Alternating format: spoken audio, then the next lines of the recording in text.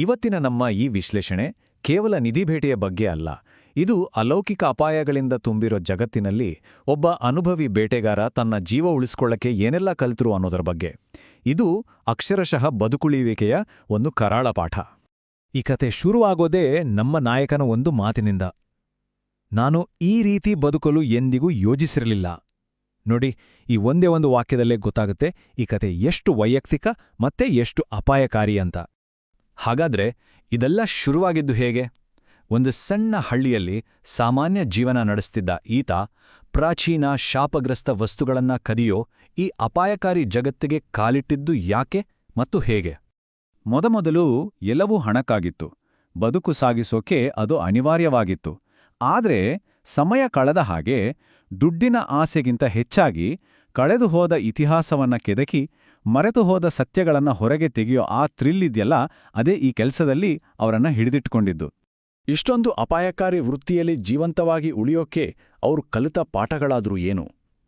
ತನ್ನ ಸ್ವಂತ ಅನುಭವದಿಂದ ಅಕ್ಷರಶಃ ರಕ್ತ ಹರಿಸಿ ಕಲಿತಿದ್ದು 4 ನಿಯಮಗಳು. ಇವು ಕೇವಲ ನಿಯಮಗಳಲ್ಲ, ಇವು ಬದುಕಿನ ಸೂತ್ರಗಳು. ಸರಿ, ಹಾಗಾದ್ರೆ ಆ ಮೊದಲನೇ ನಿಯಮ ಯಾವುದು? ವಸ್ತುವಿಗೆ ಹೆಸರಿಡಿ.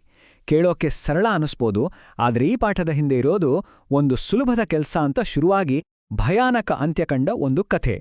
ಕೇಳೋಕೆ ಕೆಲಸ ಸಿಂಪಲ್ ಆಗಿತ್ತು. ಆಳ್ಬಿದ್ದಿದ್ದ ಒಂದು ಮಠದಿಂದ ಹೆಸರೇ ಇಲ್ಲದ ಒಂದು ವಸ್ತುವನ್ನು ತರಬೇಕು.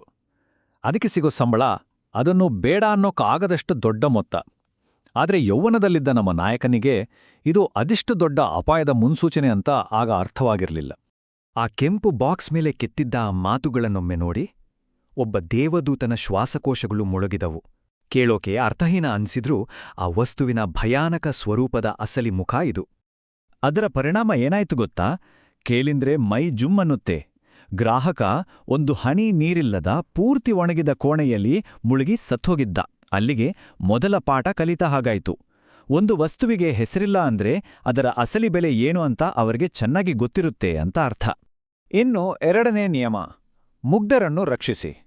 ಈ ನಿಯಮ ಬರೀ ಬದುಕುಳಿಯೋದ್ರ ಬಗ್ಗೆ ಮಾತ್ರ ಅಲ್ಲ, ಇದರಲ್ಲಿ ಒಂದು ನೈತಿಕತೆ ಇದೆ. ಯಾವತ್ತೂ ದಾಟಬಾರದ ಒಂದು ಲಕ್ಷ್ಮಣ ರೇಖೆಯ ಬಗ್ಗೆ ಇದು ಹೇಳುತ್ತೆ. ಈ ಕಥೆ ಒಬ್ಬ ಮಹತ್ವಾಕಾಂಕ್ಷಿ ಪಾರ್ಟ್ನರ್ ಬಗ್ಗೆ. ಅವನಿಗೆ ದುಡ್ಡಿನ ಮೇಲೆ ಸಿಕ್ಕಾಪಟ್ಟೆ ಆಸೆ.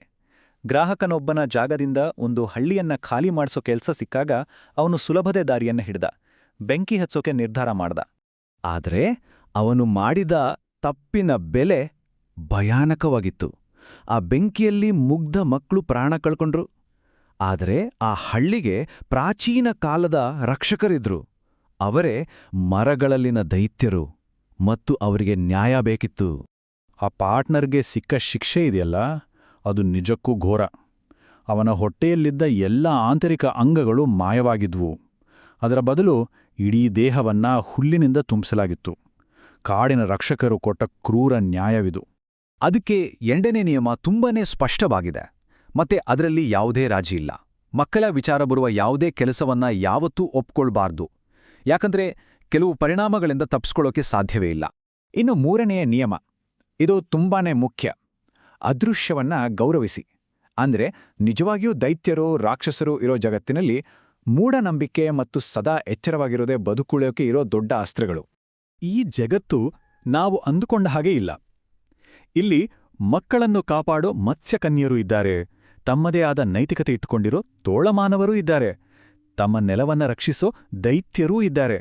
ಅಷ್ಟೇ ಅಲ್ಲ, ನಿಜವಾದ ರಕ್ತಪಿಶಾಚಿಗಳು ಕೂಡ ಇದ್ದಾರೆ. ಒಬ್ಬ ಹೊಸಬನಿಗೂ ಒಬ್ಬ ಅನುಭವಿಗೂ ಇರೋ ವ್ಯತ್ಯಾಸವೇನು ಗೊತ್ತಾ? ಹೊಸಬ ತನಗೆ ಏನೂ ಆಗಲ್ಲ ಅಂತ ಅಹಂಕಾರದಲ್ಲಿ ಇರ್ತಾನೆ. ಆದ್ರೆ ಅನುಭವಿಗೆ ತನ್ನ ಮಿತಿ ಏನು ಅಂತ ಗೊತ್ತಿರುತ್ತೆ. ಹೊಸಬ ನಿಯಮಗಳನ್ನ ದೌರ್ಬಲ್ಯ ಅಂದ್ಕೊಳ್ತಾನೆ. ಅನುಭವಿ ಅದನ್ನೇ ಬದುಕಿನ ಸಾಧನ ಅಂದ್ಕೊಳ್ತಾನೆ. ಇದೇ ಸಾವು ಬದುಕಿನ ನಡುವಿನ ಅಂತರ. ಈ ದುರಹಂಕಾರಕ್ಕೆ ಬೆಲೆ ತೆತ್ತ ಒಬ್ಬ ಹೊಸಬನ ಕಥೆ ಇದು. ರಕ್ತಪಿಶಾಚಿಗಳದ್ದೇ ಆದ ಒಂದು ದ್ವೀಪದ ಬಗ್ಗೆ ಕೊಟ್ಟಿದ್ದ ಎಚ್ಚರಿಕೆಗಳನ್ನ ಅವನು ಕಿವಿಗೆ ಹಾಕ್ಕೊಳ್ಳಿಲ್ಲ. ಕೊನೆಗೆ ಏನಾಯ್ತು?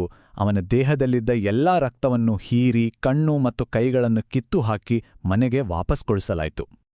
ಸರಿ, ಈಗ ಕೊನೆಯ ನಿಯಮ, ಬಹುಶಃ ಎಲ್ಲಕ್ಕಿಂತ ಮುಖ್ಯವಾದ ನಿಯಮ. ಈ ಪಾಠ ನಮ್ಮ ಕಥಾನಾಯಕನ ಸ್ವಂತ ಗುರು ಮಾಡಿದ ಒಂದು ಸಣ್ಣ ತಪ್ಪಿನಿಂದ ಬಂದಿದ್ದು. ಕೆಲ್ಸ ಏನಪ್ಪಾ ಅಂದ್ರೆ, ಪೂರ್ತಿ ಹಾಳು ಬಿದ್ದಿದ್ದ ಒಂದು ಮೆಂಟಲ್ ಅಸೈಲಂನಿಂದ ತುಂಬಾನೇ ಸೂಕ್ಷ್ಮವಾದ ಮೂಳೆಯಿಂದ ಮಾಡಿದ ಒಂದು ಸೂಜಿಯನ್ನ ತರಬೇಕಿತ್ತು. ಆ ಕೆಲಸ ಮಾಡ್ತಾ ಇದ್ದಿದ್ದು ಬೇರೆ ಯಾರೂ ಅಲ್ಲ, ಈ ವೃತ್ತಿಯಲ್ಲೇ ಅತ್ಯುತ್ತಮ ಅಂತ ಹೆಸರು ಮಾಡಿದ ನಮ್ಮ ನಾಯಕನ ಗುರು. ಕ್ಲೈಂಟ್ ಕೊಟ್ಟಿದ್ದ ಎಚ್ಚರಿಕೆ ತುಂಬಾನೇ ಸಿಂಪಲ್ ಆಗಿತ್ತು. ಆ ಸೂಜಿಯನ್ನ ಬರಿಗೈಯಲ್ಲಿ ಮುಟ್ಟಬೇಡಿ ಅಷ್ಟೇ. ಆದ್ರೆ ಅಷ್ಟೆಲ್ಲ ಅನುಭವ ಇದ್ದ ಆ ಗುರು ಈ ಒಂದು ಸಣ್ಣ ಎಚ್ಚರಿಕೆಯನ್ನೇ ಕಡೆಗಣಿಸ್ಬಿಟ್ರು. ಆದ್ರೆ ಅವರದನ್ನ ಮುಟ್ಟೇ ಬಿಟ್ರು. ಆ ಸೂಜಿ ಕೇವಲ ಒಂದು ವಸ್ತುವಾಗಿರ್ಲಿಲ್ಲ, ಅದು ಒಬ್ಬ ಕ್ರೂರ ಸರ್ಜನ್ ಬಳಸ್ತಿದ್ದ ಉಪಕರಣ. ಅದರ ಇತಿಹಾಸವೇ ಹಾಗಿಟ್ಟು ಅದು ಯಾವಾಗ್ಲೂ ಪ್ರತಿಯಾಗಿ ಏನನ್ನಾದ್ರೂ ತೆಗೆದುಕೊಳ್ಳುತ್ತಿತ್ತು. ಆತ ವಾಪಸ್ ಬಂದಾಗ ಅವನ ಒಂದು ಕಣ್ಣು ಇರಲೇ ಇಲ್ಲ. ಅಂದ್ರೆ ಅದು ಕಳೆದೋಗಿರ್ಲಿಲ್ಲ ಅಥವಾ ಅದಕ್ಕೆ ಗಾಯನೂ ಆಗಿರ್ಲಿಲ್ಲ. ಕಣ್ಣು ಇರಬೇಕಾದ ಜಾಗದಲ್ಲಿ ನಯವಾದ ಅಖಂಡ ಚರ್ಮ ಬೆಳೆದು ಆ ಜಾಗವನ್ನೇ ಮುಚ್ಚಿಬಿಟ್ಟಿತ್ತು. ಒಂದು ಕೊನೆಯ ಕೆಲಸ. ಇಷ್ಟೆಲ್ಲ ಆದ್ಮೇಲೆ ಕಥಾನಾಯಕ ಒಂದು ನಿರ್ಧಾರಕ್ಕೆ ಬರ್ತಾನೆ. ಈ ನಿಯಮಗಳು ಅವನನ್ನ ಇಷ್ಟು ದಿನ ಜೀವಂತವಾಗಿಟ್ಟಿವೆ. ಆದರೆ ಪ್ರತಿಯೊಂದು ಅದೃಷ್ಟಕ್ಕೂ ಒಂದು ಅಂತ್ಯ ಇದ್ದೇ ಇರುತ್ತೆ. ಹಾಗಾದ್ರೆ ಮುಂದೆ? ಅವರ ಕೊನೆಯ ಮಾತುಗಳು ಈ ಜಗತ್ತಿಗೆ ಕಾಲಿಡೋ ಪ್ರತಿಯೊಬ್ಬ ಹೊಸಬರಿಗೂ ಒಂದು ಎಚ್ಚರಿಕೆಯ ಗಂಟೆ. ಅದೃಷ್ಟ ಯಾವಾಗಲೂ ಕೈಹಿಡಿಯಲ್ಲ, ನನ್ನ ಅದೃಷ್ಟ ಮುಗಿತು. ಆದ್ರೆ ಈ ದಾರಿಗೆ ಬರೋ ಹೊಸಬರು ನಿಯಮಗಳನ್ನ ನೆನಪಿಡಬೇಕು, ಯಾಕಂದ್ರೆ ಅವರಿಗೆ ಅವುಗಳ ಅವಶ್ಯಕತೆ ಖಂಡಿತ ಇರ್ತದೆ.